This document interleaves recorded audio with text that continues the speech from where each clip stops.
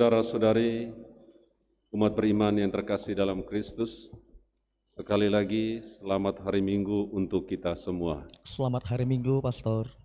Baik, terima kasih. Ketika masih sebagai frater, kami memiliki kelompok pencinta alam yang disingkat dengan Frapenta atau Frater Pencinta Alam. Setiap libur semester kami memiliki program yaitu mendaki gunung atau berkemah atau camping di tengah alam.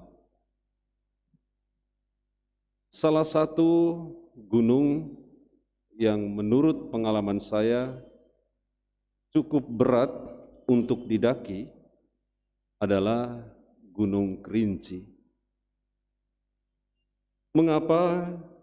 Selain gunung ini adalah gunung yang tertinggi di Sumatera Utara, di Sumatera ini, Pulau Sumatera, juga medan dan jalan sangat menantang.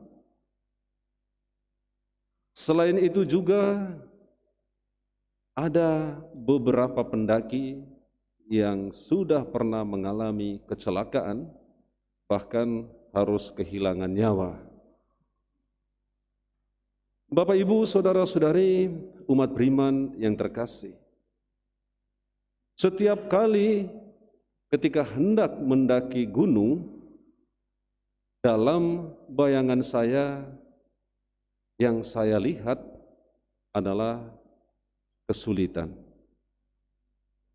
Bagaimana saya harus mempersiapkan segala perlengkapan, dan itu harus teliti, karena kalau sudah di gunung, kita tidak bisa lagi turun ke kemah untuk mengambil ini dan itu.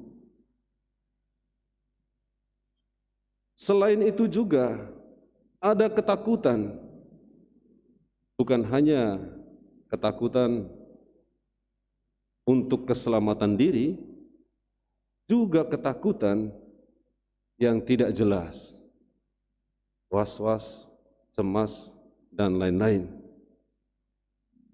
Bapak, Ibu, saudara-saudari, umat beriman yang terkasih, ketakutan, kecemasan, melihat kesulitan yang akan dihadapi, semuanya sirna ketika kita sudah mencapai ke puncak gunung. Apalagi pada saat yang sama matahari mulai terbit dan Allah memperlihatkan keindahannya yang luar biasa dari ciptaan Tuhan. Yang ada hanyalah kegembiraan, sukacita yang tak bisa saya ungkapkan ketika melihat segala sesuatu yang ada di sekitar dari puncak gunung. Jadi yang belum pernah, cobalah. Bapak, Ibu, saudara-saudariku, umat beriman yang terkasih dalam Kristus, ketika membaca peristiwa yang dikisahkan dalam Injil Matius pada hari ini, yaitu peristiwa transfigurasi, Yesus berubah rupa di atas puncak sebuah gunung yang tinggi. Dalam Injil Matius tidak disebutkan nama gunungnya, tapi biasanya dikenal atau disebut dengan Gunung Tabor. Dalam Injil sinoptik, baik itu Matius, Markus, dan Lukas, kisah ini diungkapkan atau dikisahkan setiap tahun. Kita akan mendengarkan kisah ini. Bapak, Ibu, saudara-saudariku, umat beriman yang terkasih, ketika merenungkan kisah, Yesus mengajak ketiga muridnya, Petrus, Yakobus, dan Yohanes saudaranya, ke sebuah gunung yang tinggi. Saya mencoba membanding-bandingkannya dengan pengalaman saya.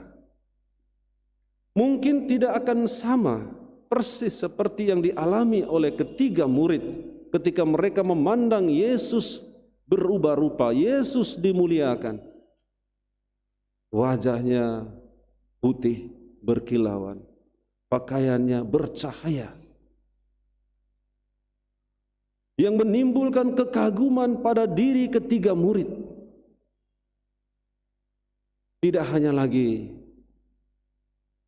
kekaguman, tapi sudah ada rasa takut.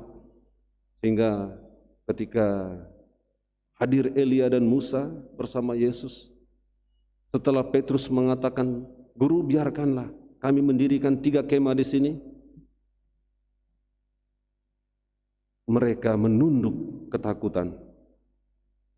Bapak, Ibu, saudara-saudari umat beriman yang terkasih dalam Kristus, apa yang dialami oleh ketiga murid dan juga oleh Yesus sendiri di atas Gunung Tabor mau memperlihatkan kepada kita pengalaman yang lebih hebat dari ini beberapa hari yang akan datang, yaitu ketika Yesus ditinggikan di atas puncak Golgota. Dan semakin hebat setelah 40 hari, yaitu Yesus bangkit dengan mulia dari hari ini selama masa Prapaskah ini. Dan semakin hebat lagi ketika Yesus naik ke surga. Bapak, Ibu, saudara-saudari umat beriman yang terkasih dalam Kristus, peristiwa ini menjadi peristiwa yang sangat penting. Karena itu setiap tahun kisah ini disampaikan atau dibacakan untuk kita renungkan bersama. Bapak, Ibu, saudara-saudari umat beriman yang terkasih dalam Kristus, ketika merenungkan sabda Tuhan hari ini, baik itu dari kisah panggilan Abraham, jawaban ya Abraham atas apa yang Tuhan atau Yahweh sabdakan kepadanya untuk pergi meninggalkan negerinya. Begitu juga dengan pengalaman ketiga murid Yesus, Petrus, Yakobus, dan Yohanes di atas gunung yang tinggi, melihat atau memandang apa yang terjadi, yaitu perubahan rupa pada diri Yesus. Dan ketika mereka mendengar seruan Allah Bapa di surga, "Inilah anak yang kukasihi, kepadanyalah aku berkenan, dengarkanlah dia." Saya teringat akan surat Paus Fransiskus di awal masa Prapaskah. Paus Fransiskus menyampaikan 2 hal penting, dan perikop yang menjadi pusat atau sumber dari isi surat Paus Fransiskus adalah perikop yang kita dengarkan pada hari ini, kisah Yesus berubah rupa, transfigurasi. 2 tema penting yang hendaknya direnungkan pada masa Prapaskah ini. Yang pertama adalah pertobatan Prapaskah, dan yang kedua adalah perjalanan sinodal. Bertepatan pada tahun 2023 ini menjadi puncak sinode para uskup yang sudah dimulai pada bulan Oktober tahun 2021 yang lalu. Dan kita sudah berjalan bersama sampai dengan saat ini, pada tahap ini. Mulai dari tingkat yang paling kecil, keluarga lingkungan, gereja, paroki, sampai kepada tingkat keuskupan, konferensi-konferensi wali gereja, dan juga wilayah-wilayah gereja berbenua. Dan sekarang sudah sampai ke Vatikan. Kita tinggal tunggu puncaknya, yaitu hasil yang dipetik dari perjalanan kita yang tidak gampang selama kurang lebih 3 tahun ini. Bapak, Ibu, saudara-saudari umat beriman yang terkasih dalam Kristus, untuk sampai ke puncak, orang harus mengawali langkah pertama, langkah kedua, dan seterusnya. Untuk sampai ke puncak Gunung Tabor, Yesus mengajak ketiga muridnya untuk memulai langkah pertama, seterusnya sampai ke puncak gunung dan melihat kemuliaan, memandang kemuliaan, mengalami dan merasakan kemuliaan bersama Tuhan. Begitu juga Bapak Ibu Saudara-saudari dalam proses kehidupan kita setiap hari. Untuk menggapai sesuatu yang kita inginkan, kita kehendaki, kita cita-citakan, maka kita harus memulai dengan langkah awal, langkah pertama, langkah kedua, dan seterusnya. Dalam perjalanan mungkin ada peristiwa yang membuat kita jatuh, tetapi jangan lupa untuk selalu bangun lagi. Setiap hari Jumat sekurang-kurangnya kita merenungkan jalan salib Tuhan. Kalau kita melihat gambar jalan salib ini, berapa kali Yesus jatuh? Berapa kali Bapak Ibu Saudara-saudari? 3 kali Yesus jatuh, yaitu pada peristiwa yang kita lihat. Yang ketiga, lalu peristiwa yang keberapa lagi?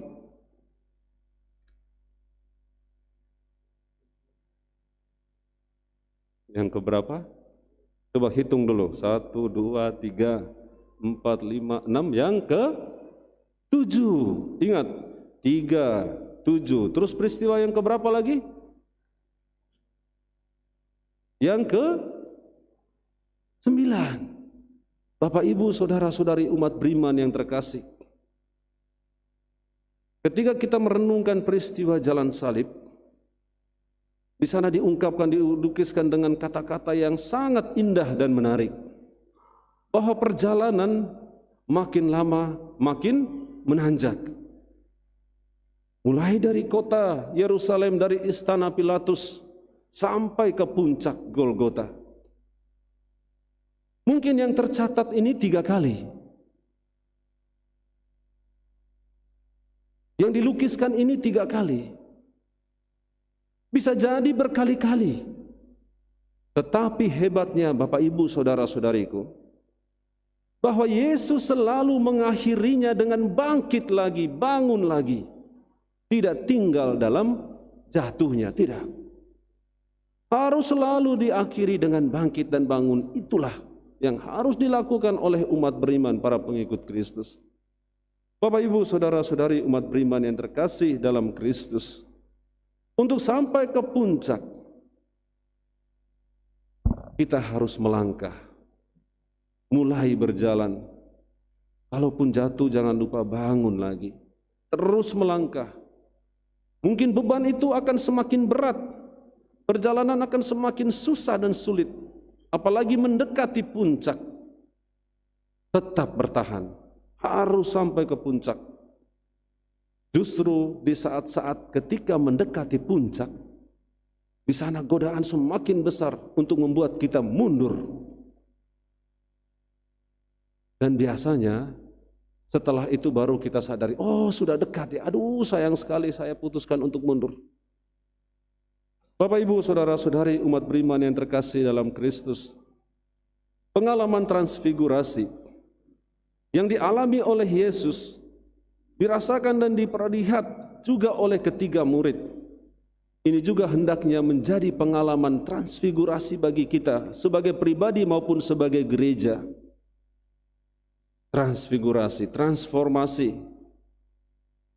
Jadi gereja tidak boleh tetap tinggal diam di tempat, harus melangkah, terus maju.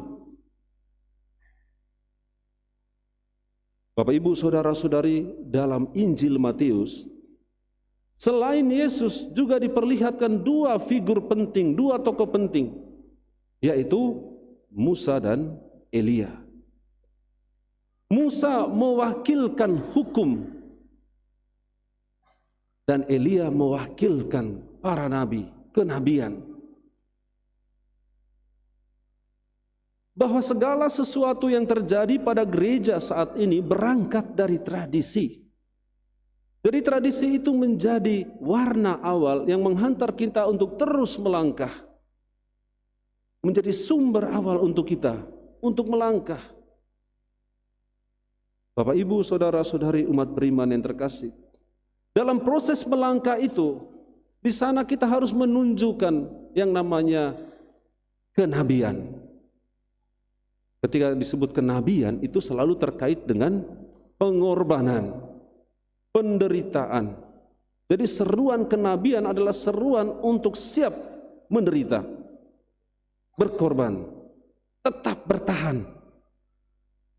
Bapak, Ibu, saudara-saudari umat beriman yang terkasih dalam Kristus, gereja mentransformasikan dirinya dari waktu ke waktu, dari saat ke saat dalam perjalanan kehidupannya, baik sebagai pribadi maupun sebagai kelompok bersama gerejawi.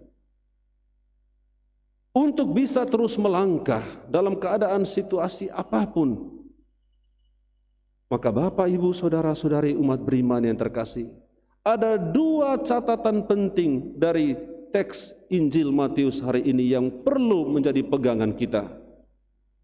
Yang pertama, ketika suara dari tengah-tengah awan itu berseru, "Inilah anak yang kukasihi, kepadanya lah aku berkenan." Kalimat perintah yang terakhir, dengarkanlah dia. Bapak, Ibu, saudara-saudari umat beriman yang terkasih, selama kita mendengarkan Tuhan, mendengarkan sabda Tuhan, percayalah bahwa kita akan terus melangkah dalam perjalanan hidup kita ke depan. Sesusah apapun kita, sesulit apapun masalah persoalan yang kita hadapi, dengarkan Tuhan. Dan itulah yang dicontohkan oleh tokoh besar, bapa para bangsa, yaitu Abraham. Ia mendengarkan suara Tuhan dan ia laksanakan. Apa yang ia peroleh? Yang sebelumnya ia tidak punya keturunan, akhirnya keturunannya seperti pasir di lautan dan bintang di langit. Yang sebelumnya mungkin hartanya hanya sedikit di Ur, tetapi ia memiliki harta yang banyak di negeri yang dijanjikan Tuhan.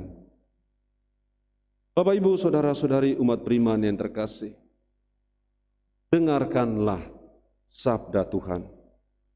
Dan itu ditawarkan kepada kita sekurang-kurangnya sekali seminggu pada hari Minggu. Dengarkan, lalu laksanakan dalam hidup kita setiap hari. Lalu hal kedua yang juga sangat penting, yang perlu menjadi pegangan untuk kita. Ketika kita mendengarkan Tuhan, biarkan Tuhan yang menyentuh kita. Maka ketakutan, kecemasan apapun, kekhawatiran dalam hidup ini akan sirna, lenyap. Sebagaimana yang dialami oleh ketiga murid ketika mereka berada dalam ketakutan, memandang kemuliaan yang begitu besar, Tuhan menyentuh mereka. Hei, bangkitlah, bangun. Jangan takut. Bapak, Ibu, saudara-saudari, bangunlah, bangkit, jangan takut. Ayo mari kita melangkah, berjalan bersama. Pasti kita akan menggapai apa yang kita harapkan bersama sebagai sebuah keluarga dalam gereja ini.